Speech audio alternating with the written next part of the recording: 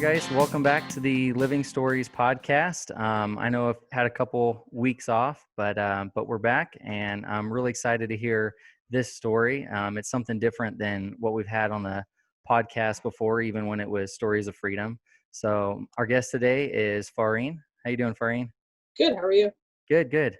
So, yeah, I'm real excited to hear your story. Fareen reached out to me after we started the Living Stories podcast and switched from the Stories of Freedom. And sounds like a pretty incredible story from the little bit of information that I have. So I can't wait to hear the rest. So whenever you're ready. Well, actually, so you went to Living Stones when it was Journey, right?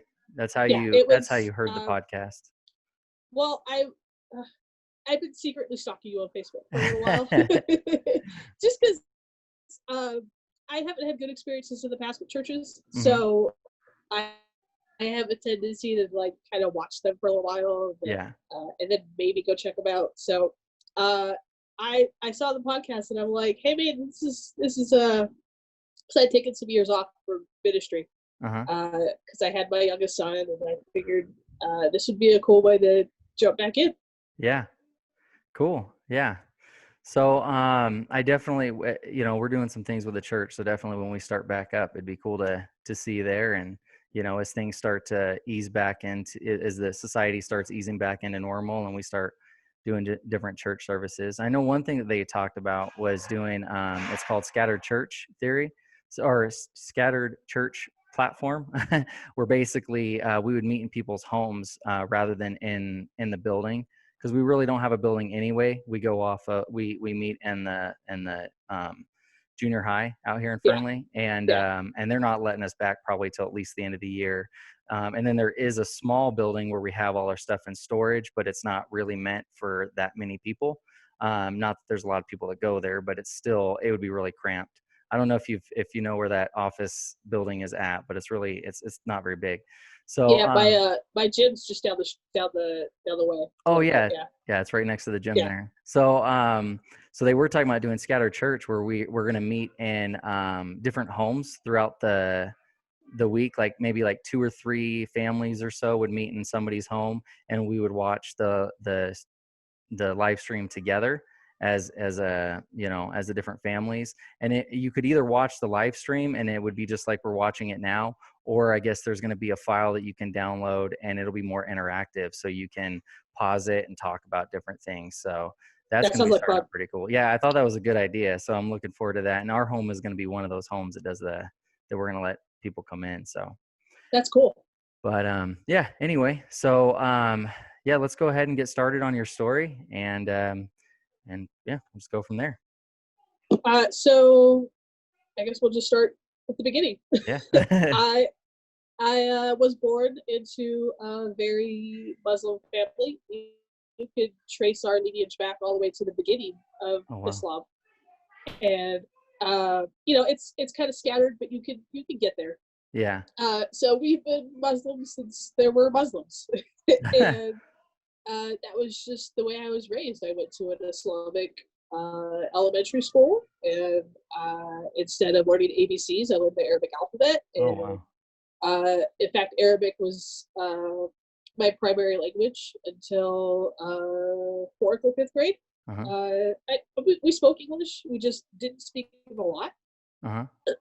Because that's just the world we were in. In fact, we lived in a condo community with that was just surrounded by Muslims. It wasn't a commune, but it was, every other condo was a Muslim. Where was this at? In California. Okay. I was born and raised in Southern California, in the San Bernardino area. Oh, okay. Yeah. And then, that's the way we lived for the longest time. We had a private tutor that came to our house once or twice a week, depending on how we were acting. We were pretty extreme. Like it was, I wore head coverings everywhere. My mom wore it. It was, despite the fact my mother was raised Catholic. We should start there. Oh yeah. And she met my dad and decided that love was enough to convert. So she converted before they were married. And so this as I was learning, she was learning too. So Yeah. it was an interesting experience there. Yeah. Uh, so we lived that way until my dad lost his job my freshman year of high school, and we moved to Las Vegas, Mm. and that's where we lived, and that's where I met my husband. And until like 2 years ago, we moved to Berlin. Mm. Uh, so in life was pretty normal. It was different because it was Vegas, so there Yeah. wasn't a big Muslim community when we moved here. So it was hard to have that connection and have that time with like-minded individuals, and um, it was like an hour and a half drive to the closest mosque. So it was harder for us to remain as faithful as we were in California. Mm-hmm. And so we spent a lot of time doing personal reflection and personal prayer and personal, just it was kind of, I was old enough that it was left on me to make sure I was being as devoted as my parents had raised me to be. Mm-hmm. And it was around this time I picked up my first English copy of the Quran, which is their holy Bible. Yeah. And so I started reading it in English, and uh, it's perceived that you shouldn't read it, and what you should read it so you understand what's going on, but you shouldn't study from it, and you shouldn't um, Sorry about question. It's sorry about the background noise, guys. it's okay. I got my daughter over here, and then my dogs just barked. They must have heard something outside, so I apologize. Doing this in the middle of the day, so everyone's up and about. It's all good. I'm sure you'll hear my kid banging on the door. Yeah.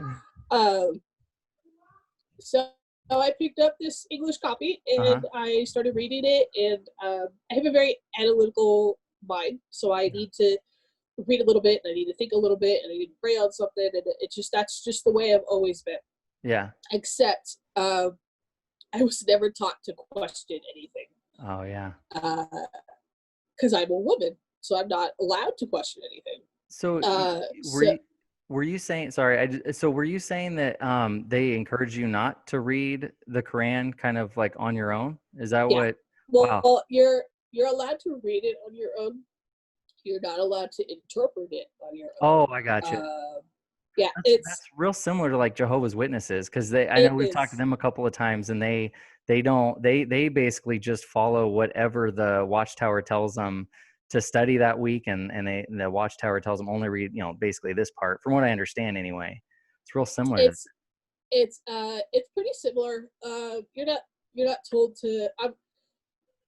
There's certain times of the year where you're supposed to read certain things, and you're supposed to read so many things a day, and you're supposed to Yeah. pray 5 times a day, and Yep. so you're up from dawn to dusk, and your whole world is consumed in prayer, Yeah. which I love that idea. The Mhm. idea is amazing. Yeah. The practice, however, can get what's the word I'm thinking of? Mundane, Yeah. I guess you could say, And because it's ceremonial, kind of like we're just yes, doing it to do it. yeah. Yeah. And so by my sophomore and junior year of high school, I was questioning a lot more than my parents wanted me to, Mhm. because I needed to understand what I was reading. Yeah. I suddenly had this whole new grasp on what we're supposed to follow and what we were learning that had all these questions, and there was nobody around to answer them because my parents had told me not to question them. Yeah. So, the internet had started a little bit ago, and so I got my first laptop from my job in my junior year of high school, and so I started just kind of researching what was questioning, what was burning inside of me, and the biggest thing that I found was this guy, Jesus, who Mhm. we in Islam, his name is Isa. Mm. So I had come across this guy a lot. He's in the Quran a lot. He's in the Quran 368 times or something like that. He's Oh mentioned. wow. which is way more than what their prophet is mentioned. Their prophet's only mentioned like 50 or 60 times. Oh wow. So there's a huge discrepancy there. So Yeah. all of a sudden, this is this my burning question. What is this? What is this guy that I'm not supposed to like? I'm taught to hate. I'm taught to hate everyone who is a follower of his, who is not a follower of us. I was suddenly questioning everything that I had learned my entire life, Yeah. because I see this name over and over and over, and it's not just like little bits and pieces. It's everywhere. Hmm. And so I started dismissing what I was taught to follow, taught to learn, and I'd kind of stopped praying, and I'd stopped reading what I was supposed to, and I would go through the motions to make my parents happy. I would fake it, Yeah. because it didn't feel good to me anymore. It had never felt right to me. My whole life I'd always questioned it, but I was taught not to question it. So I go through this period of time, probably my junior to beginning of senior year, that I just agnostic, for lack of a better term, that I went through the motions for my parents to make them happy and to get them off my back. And I'd kind of fallen into this crowd in school that was uh, not the greatest crowd. Yeah. I had that rebellious teenage uh, time, and I was the bully in school, and I was the one that was putting the kids in the trash cans, and it was, which is kind of funny when you look at it. I'm only 5'2". I'm not a very big person. So I had fallen into this, and ironically, music was something that I had fallen into, and that was something I really liked. Hmm. And I was in, I think I had like 7 band classes my senior year of high school. So that's just where I lived. Yeah. And during band camp, before senior year, I met a group of freshmen who were very innocent. Hmm. Well, I mean, that's just like, that's the way I can think of it. That's the way I remember it. And uh, they started trying to hang out with me, and one of them was bold enough to actually take a cigarette out of my mouth. Like, Oh wow. it was pretty interesting. So 2 or 3 months of this went by, and I was like, what is your deal? Why, I'm supposed to be the big bad senior on campus, and these little freshmen are trying to, stand up to me. And it wasn't mean in the way they were doing it. Yeah.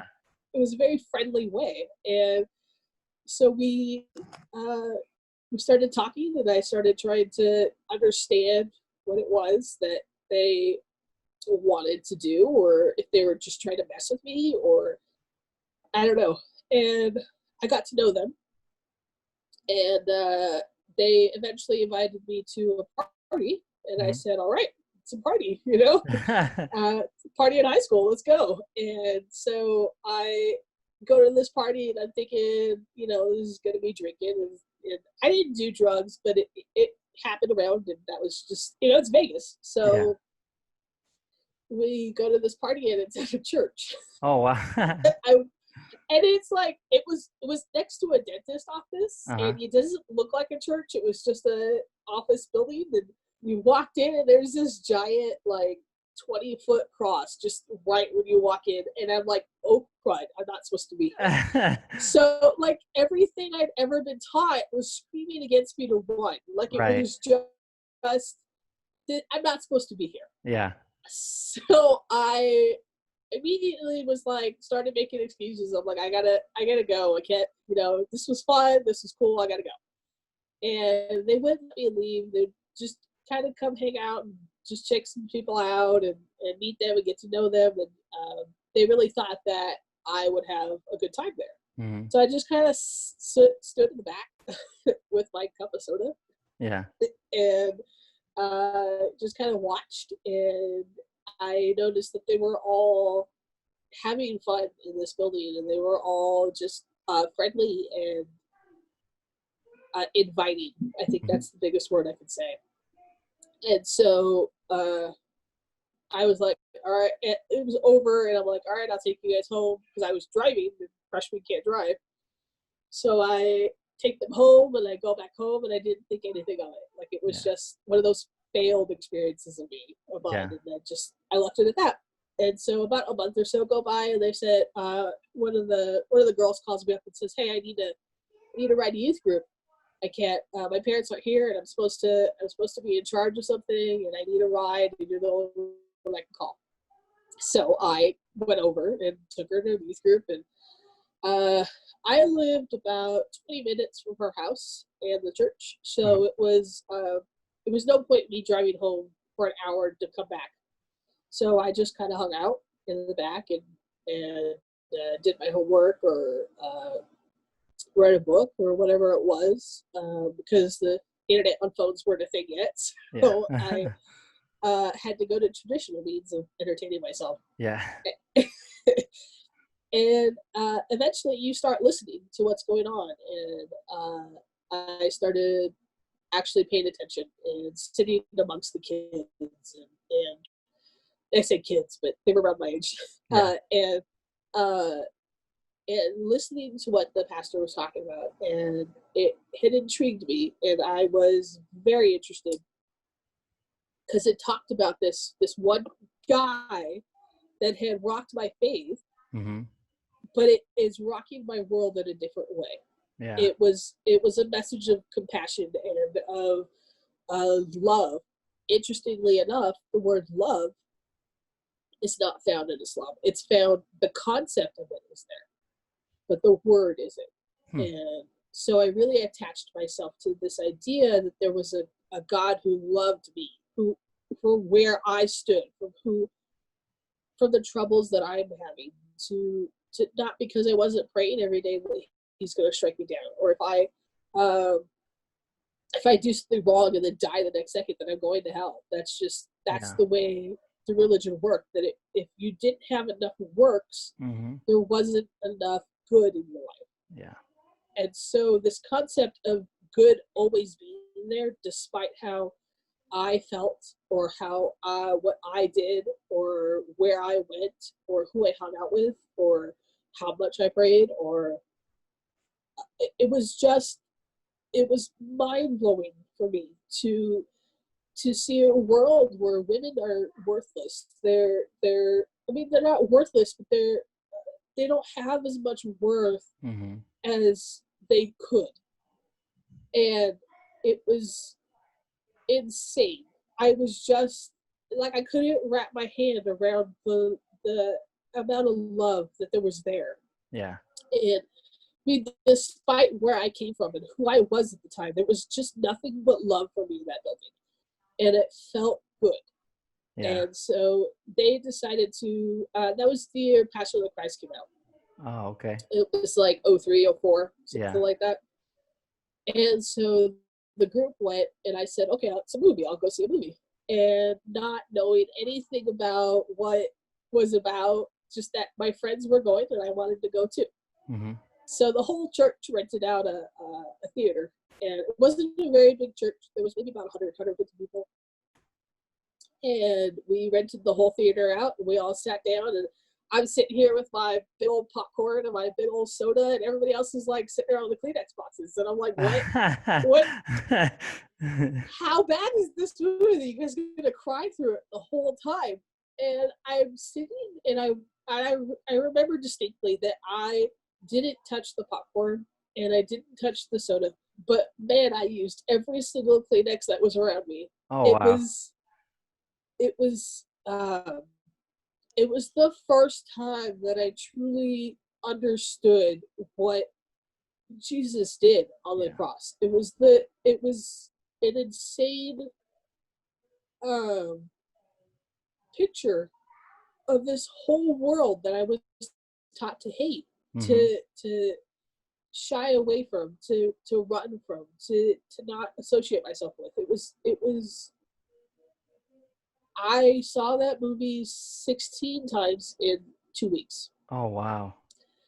And I did not understand what it was about this man that I was so drawn to. That this story that had rocked everything that I had ever heard or thought or did. And I brought my brother a couple of times. My brother and I are only 2 years apart. And I brought him a couple of times, and I'm like, man, you gotta, what is, because we shared a room. So what is it about this movie that I don't understand? Why am I drawing over and over and over to the story? Mm-hmm. And he's sitting there with his big old popcorn, and he's like, I don't know what you're talking about. It's just a really weird movie. And Oh, wow. so I don't know. I just didn't, it, it was troubling to me that I didn't understand something. Yeah. So I remember the last time that I went and saw it in the theater, it was like 11:30 at night. I had gotten out. It was a late showing. I went after work and told my parents I was working late. Like, it was just, uh, and I left the theater. I drove straight to the church, and I busted the door down to the youth pastor's office. And I'm like, you're going to sit here and you're going to help me figure out what it is about this man that I am so intrigued by, that I don't understand it. And we sat and we talked until like 3 or 4 a.m. And we were just sitting there talking. And I have to blow my nose real quick. Yeah, Sorry. no, you're fine. The wind yesterday really got to me. I know. It was windy. It was pretty bad. Sorry. No, you're fine. So we sat there for till 3 or 4 o'clock in the morning. I remember the sun was starting to come up when we were leaving, and I was still a little frustrated at the idea. And I think it was around Christmas break when this happened, and I was talking to my friend who on the phone, and it was like 11 o'clock Christmas Eve, and she was like, man, I hope it snows. And I'm like, she's like, it really looks like it's gonna snow, because she's from Colorado, and I'm like, it doesn't snow in Vegas. It's a desert. It's hot. It doesn't ever snow. Yeah. And she goes, no, I really think it's gonna snow on Christmas Eve. And I'm like, no, it's not gonna snow. You're crazy. So we go back and forth a little while, and I said, you know what? If your God makes it snow, I will get down on my knees right now. And as these words are coming out of my mouth, she says, go look outside. And I go look outside, and it's snowing. Oh, wow. It wasn't a lot. Yeah. And it was just enough to see that it was snowing. And I was like, I gotta go. And I hung up the phone and I went to bed. Like, I was just like, oh crud, what happened? Yeah. And so I was like, I was amazed at that this had happened. Yeah. And so I had written it off as a coincidence. I'm like, nah, it was already gonna snow. It's not a big deal, whatever. So I don't remember what it was, but I went to one of the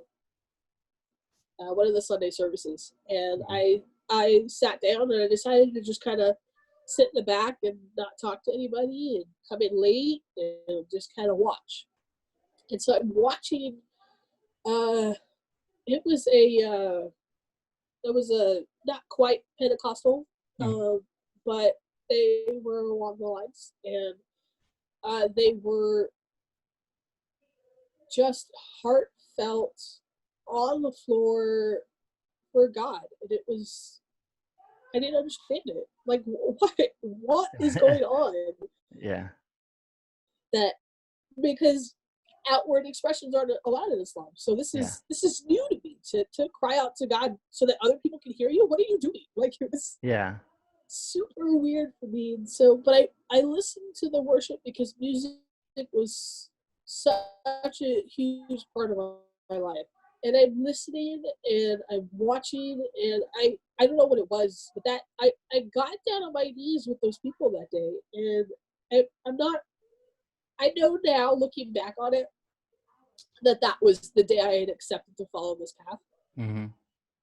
But at the time, I was like, I don't know what I'm doing, but I'm here.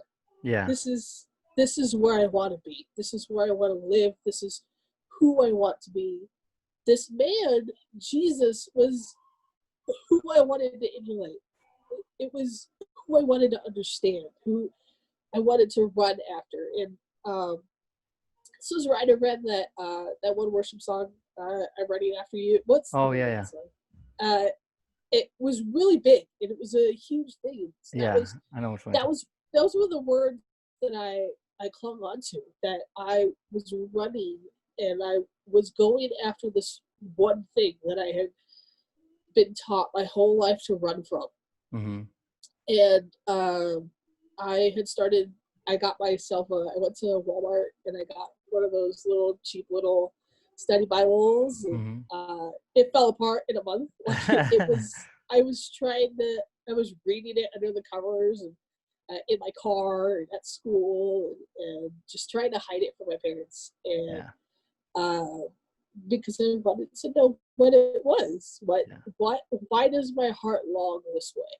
Yeah. So I spent about 3 4 months hiding it from my parents. And then one day I come home from work and they had found everything underneath my bed. 'Cause I guess my mom like went to go make my bed or whatever, like she was being nice. Uh-huh. And they had found it, and I come home and they're all sitting around in the dark, and they're like, Uh-oh. "What is this?" And I'm like, "Oh, that's just a book I'm reading for school." Yeah.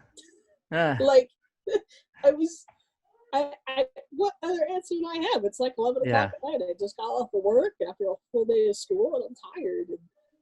And so I was given the ultimatum of uh, it was essentially to either come back to the faith or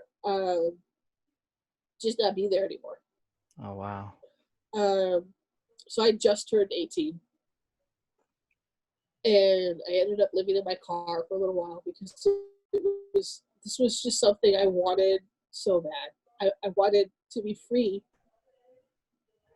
because I had been hiding it for so long. Mhm. I needed to know that I was okay to do it wherever I wanted to. And uh, what's funny is if you talk to a lot of other Muslims, Mhm. the first thing they buy is a Bible and a cross. And I don't know what it is, but that's the first thing we buy. And I remember having to hide my cross, uh, and I didn't have to hide it anymore. And I was free. I was living in my car, but I was free. Yeah. And I my dad had bought my car, so I knew that he was just gonna come take it one day. So I went and bought this beater. It was like a Chevy Metro Oh, hatchback or something like that. It yeah. was just like this. The steering had gone on it. It was just Oh, like you had to like really and turn no that power bad steering, boy. yeah. Yeah, it was just. And but that was the happiest I had been in probably years. Wow. Years. That car smelt, and it was. I I lived in it. Like it was Yeah. just. And so time goes on, and I meet a man or a boy at the time. We were 18, so Mhm. and we hit it off, and it was that was. And he said he was Christian, and that was really appealing to me. And we eventually moved in together, and started living together, and that was about 4 years of my life Mhm. before I discovered that he had spent most of that time cheating on Oh, me. And so it rocked uh, my faith at the time yeah. because I was like, this is a man I've been going to church with and living with, and you know, engaged to, and for some reason the church just like it was a week before we were supposed to get married, and Oh, wow. I'd found all this out, and the church kind of turned its back on me Yeah. because I had decided to continue living with him and not get married. That we were going to work on it. I was gonna fix him. Yeah. So eventually, I did fix him, and uh, and we had a really really bad breakup, and that rocked my faith again. Yeah. It was I why I mean why try anymore? Like it was just life was not good. since the moment I got down on my knees. And it was good in the fact that I had Jesus, that I had something to believe in. And over the years, my Bible had grown a little dusty. Mm-hmm. And I was driving by this, it's a really big church in Vegas, and I had to drive by it from work. And it was right around the time when my parents started talking to me again. So it was a really weird time for me. And we were having dinners again, and it was a family again, and it felt good. And I drove by this church, and they were just rebuilding their auditorium. They were making it bigger, you know, and so they had all this construction going on, and I'm watching it, that build it, as I'm driving it by every day, and I'm like, I should go check them out one day. And the building opened up, and I never checked them out. And Mm-hmm. finally, one day they had a big old thing for Easter, and I was like, all right, maybe I should go check it out for Easter. And I walk in, and like, it's a mega church. There's a lot. There's a lot. It was overwhelming because I'm used to this 150 person church, to now this thousands of people are literally trying to get into this one building. And I have a tendency to be a little bit of an introvert in places I'm not familiar with. So I walked in, and I walked in the back of the building, and I couldn't figure out where the entrance was. It was just massive. And I walk around, and I see this little fountain. Turns out it was a baptistry. And I see this little fountain, and I'm like, all right, I can't find the door. I'm just gonna leave. Like, this is embarrassing. I can't get into the church. So as I'm leaving, this lady and her friend was like, hey, are you lost? And I'm like, yes. I'm very lost.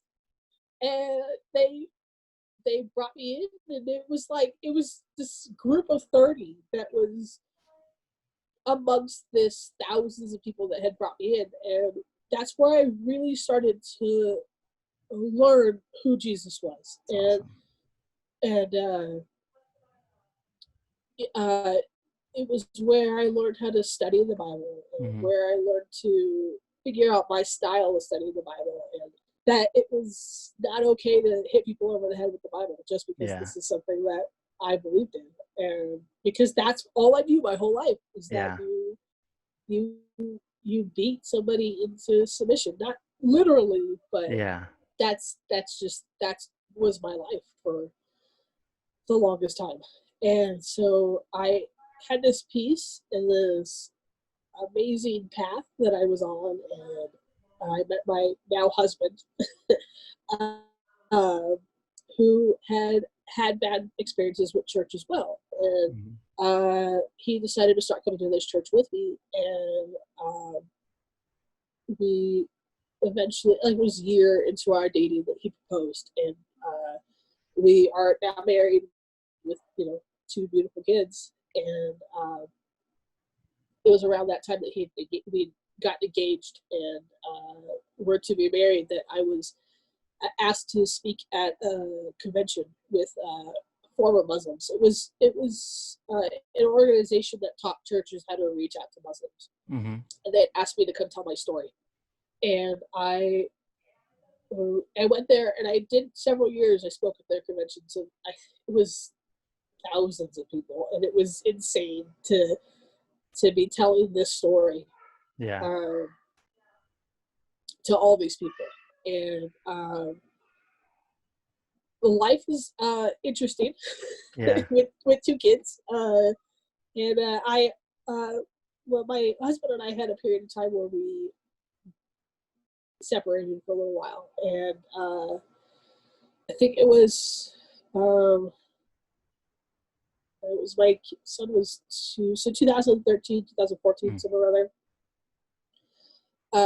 And I had spent that time really, really exploring my relationship with God. Where was I, and where were we as a couple, and what did I need to change? And eventually we found our way back to each other. And every couple has their ups and downs. ours was pretty extreme for a little bit, and we had both decided that we needed to follow after God, and we needed to put Him first. And so one of the biggest ways we decided to do that was to go church shopping. Mm-hmm. So we went to a couple of different churches, didn't really like it, and then we saw this thing on Facebook with a startup group. It was just kind of a startup church, and they were looking for people to volunteer and to get involved. And we were like, no way. There's no way. I had heard horror stories from people, and I'm like, no, we're good. And eventually, a couple months right down the line, the Facebook ads started to increase, and it really started to. So my husband was like, let's just go check it out. What's the harm? Yeah. And my husband was a super shy guy around people he doesn't know. He just doesn't talk. He kind of lets me do the talking. And Yeah. sorry, my nose is just insane. Oh, it's okay. That wind, man. We were in it all day yesterday. Yeah. Yeah. So he, we walked in the building, and there was maybe 15 people. We'd actually known a couple who were leading the kids ministry program and the worship team. Mm-hmm. So we knew them from our previous church, and we had really formed a relationship with them. We had watched this man go from an entertainer to just a man of God. That had really drawn us there, because when we knew him before, it was from going to his band shows, from going to support him. So to see him exclusively on this platform was what drew us in. And so we walked into this church, and we were like, I don't know what's going to happen. I really don't want to be setting up chairs every Sunday. I don't want to spend 5 hours at church. Like, it was just, I wanted a building, and I wanted to just walk in and just be there. But I mean, they did a small devotional, and they did a small little worship set, and then they were like, all right, let's break up into groups and figure out how we're going to launch this church. And so we're like, what? Like, what? This is our first day. Like, where are we supposed to go? What are we supposed to do? And immediately my husband just took off towards the setup and tear down team, and was just building walls for the kids ministry and trying to figure out the little puzzle pieces to the floor. And I was just kind of there, and I'm watching him, and I'm amazed that we had been in this building for 15 minutes, and it was a high school at the time, and he's already off building stuff and talking to people and laughing and joking, like he known these people his whole life. Oh, wow. I was like, all right, I guess this is where we're going to be. If my husband is comfortable here and he's talking to people here, then this is what we really need. Yeah. And my kid had other kids to play with, and I'm kind of an introvert at times, so he didn't have a whole lot of friends outside of church, or outside of the church we were attending at the time, but it wasn't really good friends. Yeah. So, but he was playing with these kids and sharing his toys. For a 3-year-old, that's big. That's huge. I mean, his favorite prized possessions, he didn't even share with mommy and daddy. Like, Yeah. so it was, I mean, I'll have to dig up that picture for you, but there's a picture of all the kids just kind of circled around him, and he's just laughing and joking, and I was still kind of standoffish, because I have been hurt by churches, and I have been hurt by people in the churches, and so I was not okay to get hurt again. Yeah. So eventually, we kind of go back, and Jesse's got his place, and that's my husband, sorry. Yeah. And my son Isaac has his place, and he's playing with the kids, and I'm just kind of hanging out watching the kids, and that's just kind of how it started. And eventually, Pastor Brian, who is the pastor at the Springs Church in Las Vegas, and I still kind of do stuff for them once in a while. And he called me one day, and he goes, "Hey, do you want to be part of the prayer team?" And I'm like, "No." I don't know what that is. Yeah. I've never prayed for somebody else before. No, I'm good. And I mean, I prayed for other people, but not in that extent, you know. Yeah. And so he's like, okay, and he was like, all right, we'll talk about it. And he's a very thoughtful man, So Mhm. he likes to mull things over and likes to pray about it. He really likes to dive in with it. And then a couple of days later, he calls me. He goes, "I really want you to be part of the prayer team." He goes, and I'm like, "No." And so eventually I gave in. And I'm like, if he really wants me to do it, and that's where he wants me to serve, then I guess that's what I'll do. Because I needed a place. I needed a section to fit in. Because my Yeah. husband had his place, my kid had his place, and I'm like, I just standing around all day. And I eventually met this amazing woman, Selena. She's probably going to listen to this and kick my butt, but she, her fire from God was just insane, and it was the kind of fire that stokes your fire. That Mhm. she's probably gonna blush because I'm talking about her. But she was such an integral part of who I am right now at this moment, and she taught me how to pray. And I mean, not that there's a method to pray, Yeah. Yeah. but um, the attitude of your heart. And Right. um, it was with her that I really connected with, and I just every day thank God for that friendship, because I don't Mhm. know who I would be today without it. Because she like I said, she stoked my fire, and she uh, brought this brought something out of me that I didn't know was there. And Mhm. I have this insatiable love for trying to understand what God is trying to say in this moment, in this time to be. And it all stems from that little yes from the prayer team. And eventually I had moved away from the prayer team because that's just not where God wanted me. That's where he wanted me then. And Mhm. there to learn what I learned, and to take that and move on. And eventually, Brian called me up one day again, and he goes, "Hey, I want you to I want you to lead our production team."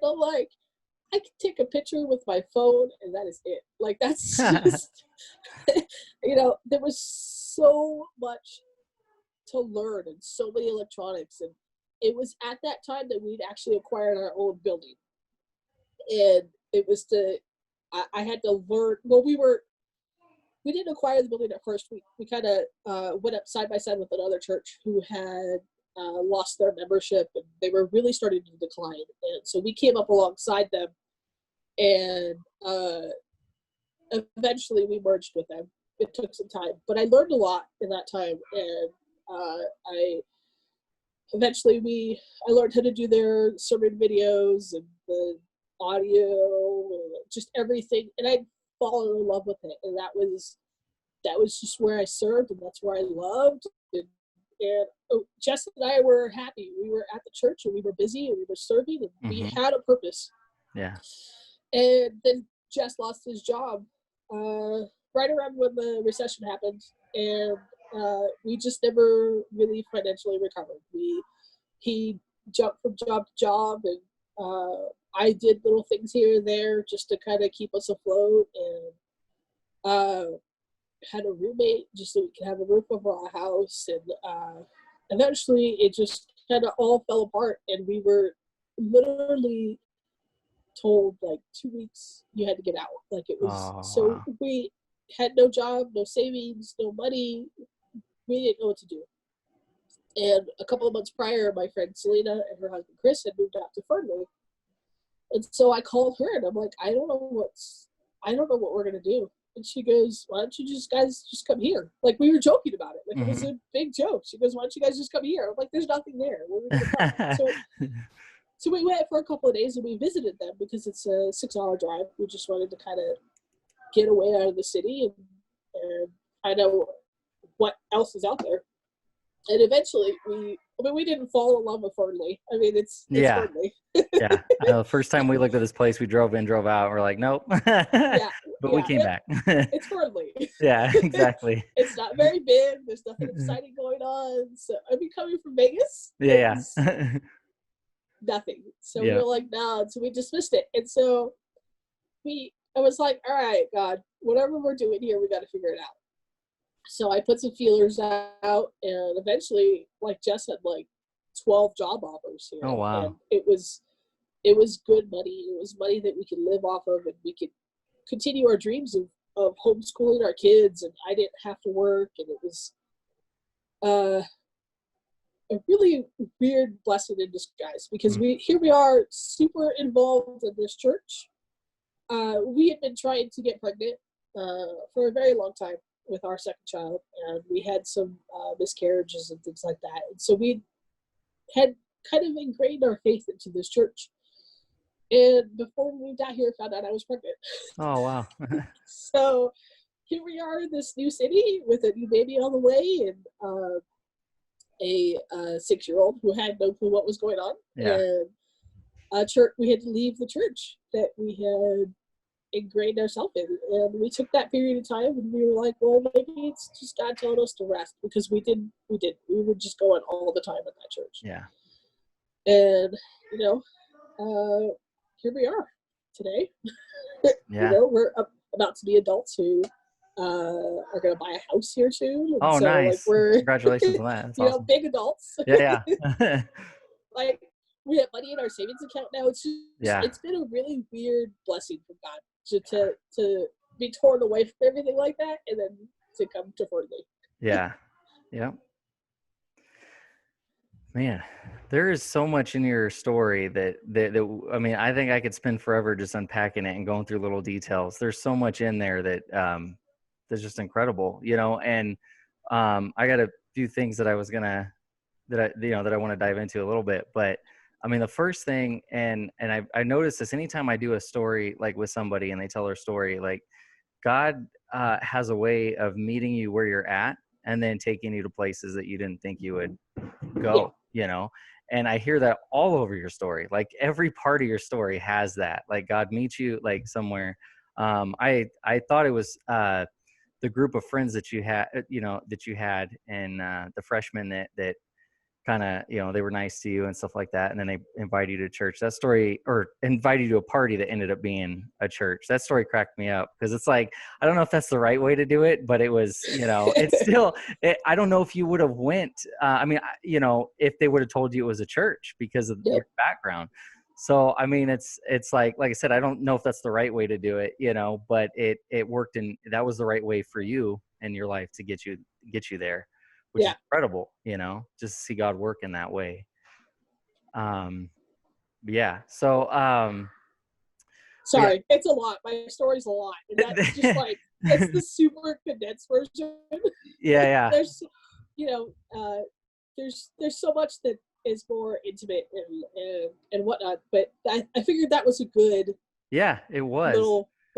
And I could tell there's a lot there. That's why I'm like, I think we could unpack this all day long if, Yeah, if time allowed, and if, so maybe we'll have to separate this into like another podcast and we dive in a little bit further, because we could, yeah. there's another aspect here where, growing up Muslim, I know for me, I don't know much about that faith, and it's something that I, would definitely like to know a little bit more about, and I think other people might be more interested in hearing that as well. But I mean, I heard some of the things. I mean, like, so I worked with this girl. I don't know. I was probably in my early 20s, and she was probably like 18 or 19, and she was a Muslim. She actually grew up Catholic as well, and then somewhere, I don't know what happened.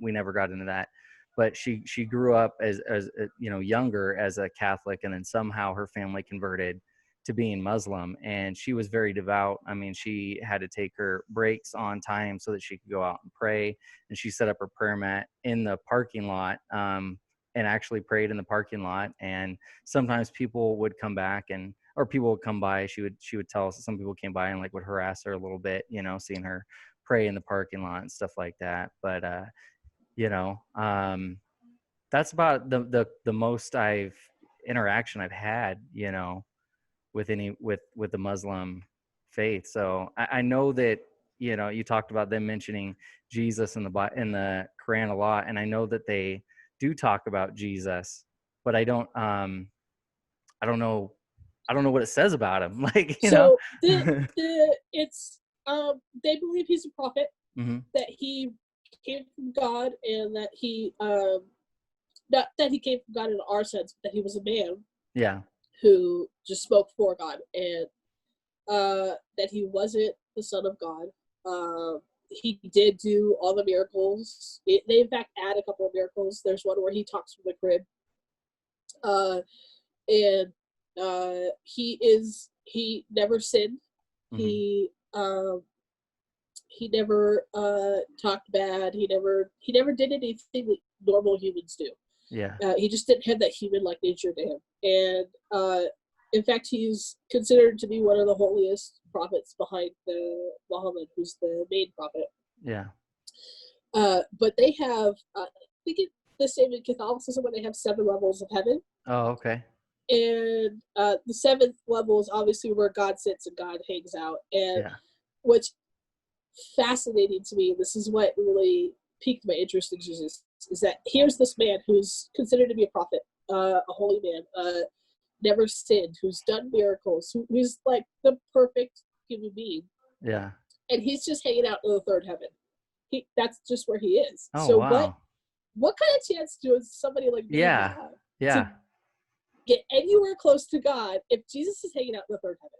Yeah. Like, that was something that had blocked everything that I had ever Yeah. learned. So I could Interesting. mess up one day and just not be there. Like, Yeah. that Well, was just my, I remember her saying that, like, she had to do this stuff in order to keep God's favor, or Muhammad, yeah. or, I don't remember how she worded it, but I remember that she was very like, I can't not do this. Like, I will be punished if I don't, or, I may not go to heaven, and it was crazy. Like, I didn't talk to her too much about it, but It's very, very ritualistic. Like, the way you yes. shower is, Hmm. there's a way you shower. Oh, There's a different wow. prayer for, yeah. There's different prayer for, like, washing your head, or like, Hmm. it's just, it's very ritualistic. It's Interesting. so it was, there was a method to everything, and Yeah. everything had to be done in that certain method. If it wasn't, it was considered a sin. Yeah. So if I washed my head the wrong way and then died in the shower, Yeah. I'm not going to heaven. That's crazy. Yeah. That's crazy. Cause I mean, yeah, I think we could get really far into that. And I think that would be a good episode for another time, to dive into that faith and talk about the differences between that faith and Christianity, just as kind of like a bonus, like, type episode, Yeah, cause I think we could spend a lot of time on that. For your story personally, one of the things that I remember that you talked about was questioning. You weren't allowed to question. And I think that is, I mean, even some more traditional Christian churches will do that as well. Like, you can't ask too many questions. They get mad at you if you ask questions. And, like, we always tell our kids, if you go to a church that won't let you ask questions, go to a different church. no, That's not a good church to go to. Like, you have to be able to ask those tough questions. And there are some things that you're not ever going to understand in the Bible, and that's okay. Like, if you understood it all, you wouldn't need God. There are things that you may struggle with, and you may go, I don't know if I agree with that, but it also, you have to remember, you're not God as well. So it's like, like, it's this thing where it's okay to be human. It's okay to express yourself in church and say, I don't understand this, or I don't necessarily understand why God does this, or I don't know, you know what I mean? Like, it's, our heart is different than God's, our understanding is different than God's. And questions are okay, because sometimes the pastor or the leader that you're talking to, the teacher, may be saying something that isn't right, and you recognize that because of scripture that you've read. And if you question them on that, I mean, not that you're just gonna tear them down on it or anything like that, but yeah, it's something that you can go, well, it's okay to be different, have different opinions as well, and different aspects of the Bible, and that's perfectly okay. yeah. And that's what it was amazing to me, that I, as a woman, Hmm. because women are allowed to do a lot of things in Yeah. Islam, that I could talk to somebody about my religion, or that I could, besides my kids. I mean, women are allowed to teach their kids. They're not allowed to teach in the sense that I can now Yeah. in Christianity. And uh, as a methodical thinker, as somebody who needs to ask questions, as somebody who needs to have answers to questions, it Uh-huh. drove me insane, because that was not, I couldn't. I Yeah. wasn't allowed to. So it's freeing to me to know that I can do that now. Yeah. But as a rebellious teenager, not being able to ask questions, it was just not okay with me Yeah. whatsoever. That's crazy. Yeah. So, one of the other things too that you mentioned, you talked about volunteering and getting plugged into the church and stuff. And there is a time I think of rest. Like if you do put in a lot of time at a church, and we did the same thing. We were really involved. So we're from Sacramento, and then about 5 years ago we moved to Gardnerville, and then last year we moved to Fernley. And in the 4 years that we were in Gardnerville, we got really plugged into that church and we're really helping out in different ministries and stuff. And when we came here, we said, we're just going to sit back for a little bit because we were burnt out, between life and helping out in church. Hmm. Um, However, there's also an aspect of if you're having a hard time feeling connected to a church that you're supposed to be at, but one of the best ways to like get in and start meeting people and finding a purpose in that church is to get plugged in, even if it's something small and something simple. Like the first thing I did out here is I ended up joining the setup and teardown team. And I don't help, it wasn't every week, it was every 2 or 3 weeks they'd reach out and say, hey, are you available this week or whatever. And I would go and I'd help out, and it was just a small thing. It took an extra hour on Sunday mornings in the morning, and maybe an hour after church, hour and a half, because everyone's kind of talking and whatnot.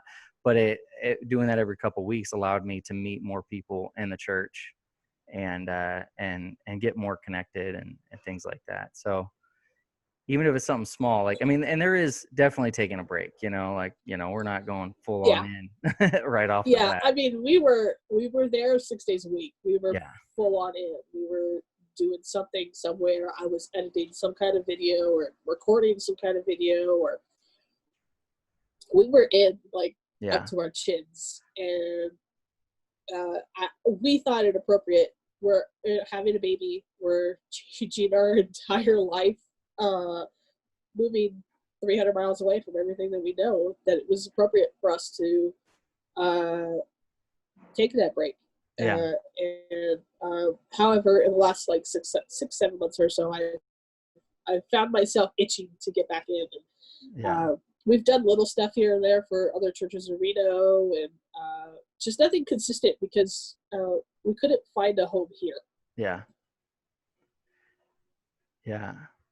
I think it's also important to remember too, like when you get involved in the church and you do start getting plugged into ministries, not to overwhelm yourself, because then you do get that burnout feeling. So Yeah, there's I a think we've learned that lesson. it's really easy to just keep saying yes, because you're like, all right, they need help, I'll help them out. Yeah. And then next thing you know, you're just buried in work between your job, your family life, and church, and you're just burnt out, Yeah, um yeah, so but yeah. So that's an incredible story. And I think that it's unlike anything that I've had on this podcast. I mean, if you go back and listen to the audio from Stories of Freedom, I don't have anybody on that came from a Muslim faith or really any other religion. Maybe, I had a lot of people that came from Catholic upbringing, which isn't necessarily, I mean, some people have their view, but I don't look at that as a bad thing. And I don't, anyway. That's another topic. But I think that your story is incredible, and I want to have you on another time so that we could dive into Muslim and Christianity, talk about the differences, talk about the different ways that we view Christ and works and salvation and things like that. I think it'd be really yeah. Uh, really interesting to hear. that is, uh, I spent probably about 8 years of my life Hmm. uh, between between my falling away and coming back and falling away and coming back. The proverbial prodigal son, as I call Yeah. it. um, and I've spent all that time learning how to explain the different religions. Uh-huh. And I think it gives me a unique point of view on Christ and Yeah. what he's done. for us and for the church. And I would love to share that. Cool. It's a huge part of my story that Yeah. we don't have enough time for, No. unfortunately. Yeah. So, how is your family now? Because I mean, I know you talked about you guys were talking again and acting like a family. And how are they now? They are. It wasn't until my oldest son was born. Hmm. He was born on my dad's 50th birthday. Oh, So it's really special to him. see, Uh, another way that God works. I'm just the yeah, little things in life. just I mean, it's just the little details in my story, our story as a family Yeah. is incredible. Yeah. And so he was born, and immediately it was like all tension, and we had come to terms to agree to disagree Hmm. without having to say it, because my father and I are pretty hot-headed people, and so we butt heads a lot, and we still do Yeah. over little things. But we have come to agree to disagree. And in fact, I just spent 2 weeks with them That's good. down in Vegas for a little while, and they love my kids more than they love me.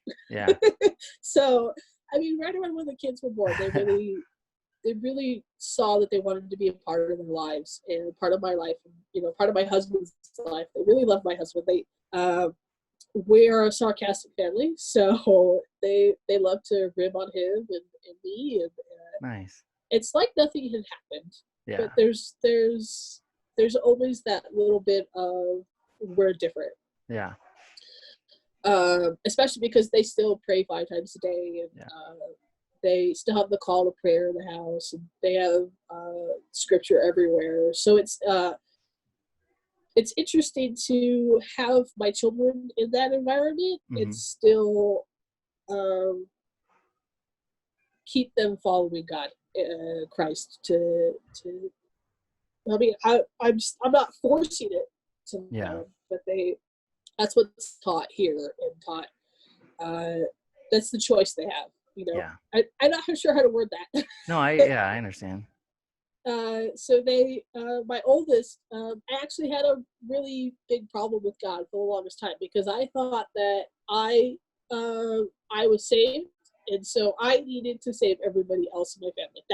Ah, That was the hardest part, and my oldest brother is the only one who has decided to follow Jesus, and I actually got to baptize him, and that was a really cool time of my life. And I've always been frustrated that I couldn't reach my father yeah. or my mom. And it's just when right around when my oldest was born, God showed me that it wasn't going to be me. It wasn't, because we've had so much history that they're just not gonna Yeah. understand it. And so it's interesting to watch my oldest talk about Jesus with him, or what he learned in church that day, or it's because they ask questions, and Yeah. To listen to him. because they really want to be involved in things in his life, and Yeah. so they really listen to him, and you Yeah. can tell my dad is not pleased sometimes, but they're listening. So That's good. I I really think it's not going to be from me that Yeah. they hear uh, God's message, uh, Yeah. if they ever choose to. Yeah. So I think on that topic, and this is a can of worms opening up, but like I want to dive into that one for sure later on as well, because I think that would be a good, scripture talks about, or Jesus says that he came to divide mothers and fathers against their children and stuff. And that, there's a scripture about following God and hating your parents, and what that actually means. Cause it's not, literally that you hate your parents, or that, he's literally come to divide you guys. It's picking Jesus, like you said you did. You picked Jesus and God over your parents when you chose to move out of their house. It's not that you ever stopped loving them, or you were actually, saying you didn't want them in your life or anything like that. It's that's a topic that I know a lot of people struggle with, or a scripture that people struggle with and they read. And I think that you're going to have a lot of perspective in that, to help people understand like what that's actually saying. So I like to, the way I like to study the Bible is I like to just kind of read it verse Hmm. by verse, and then I find something that sticks out with me, or I find a word that sticks out, and I like to dig into that word or that phrase. And I've actually done that couple those verses several Yeah. times, and Yeah, I it's bet. interesting to see how my perspective on it changes. And Yeah. it's definitely a can of worms. Yes, it is. There's a Yeah, lot of that in there, you know. I think that when we read the Bible, we have to remember to put it all in context, and put it in, remember who wrote it, who they're writing it to, and that it was written not a few years ago in America, that it was written, you know, in a culture, in a different part of the world thousands of years ago. yeah, And it's not that it makes it, you know, any less, what do you call it, relevant. It's just you have to understand what what it's telling you, you know, and yeah, what point they were trying to get across, and what it's, how yeah. it relates to you now.